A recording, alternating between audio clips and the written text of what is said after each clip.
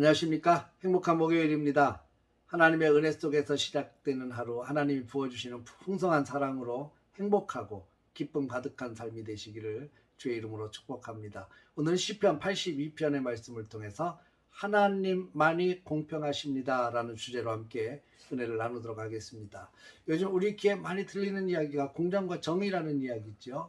모든 사람들이 공정과 정의 속에서 행복하게 살아갈 수 있는 꿈꾸는 공동체, 바로 우리가 기대하는 것들인데 사실은 그게 참 어렵습니다. 왜냐하면 공동체를 이끌어가는 사람들 뿐만 아니라 우리 모두는 다 이기적이기 때문에 그래요. 욕심이 있습니다. 자기 편, 내 편, 내 편을 나누고 자기 사람들을 챙기려고 하는 그런 욕심들이 다 있기 때문에 그렇습니다. 그러다 보니까 팔은 안으로 굽게 되고 이기적으로 판단하게 되고 또 내 편을 자꾸 챙기게 되고, 그러다 보니까 불공정한 판단이 이루어질 수밖에 없습니다. 여기에서 억울한 사람도 생기게 되어 있고요.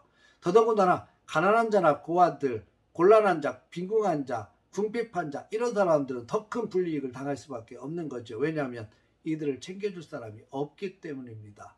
여러분, 우리 신앙인들도 비슷합니다. 살아가는 방법이 비슷해요.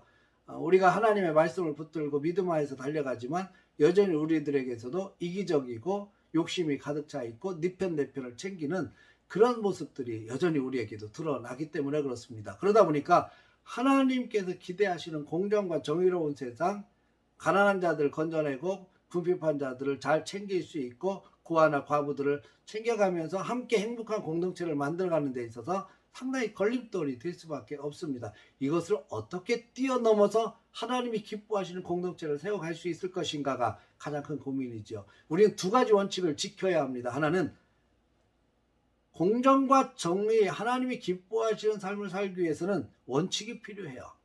내 생각과 내 기준, 내 욕심이 판단의 근거가 되는 것이 아니라 하나님께서 무엇을 원하시는지, 하나님께서 무엇을 기대하시는지, 하나님의 뜻이 무엇인지를 분명히 기억하고 그것을 붙들어야 됩니다. 그것이 바로 하나님의 말씀인 거죠. 또 하나는 그 하나님의 말씀을 깨달았다 치십시다. 하나님이 이것을 원하신다, 하나님이 무엇을 기뻐하신다 분명히 알게 돼요. 그런데 내 속에 있는 욕심과 이기적인 생각이 그것을 감당하기가 참 버거운 겁니다. 어려운 거예요.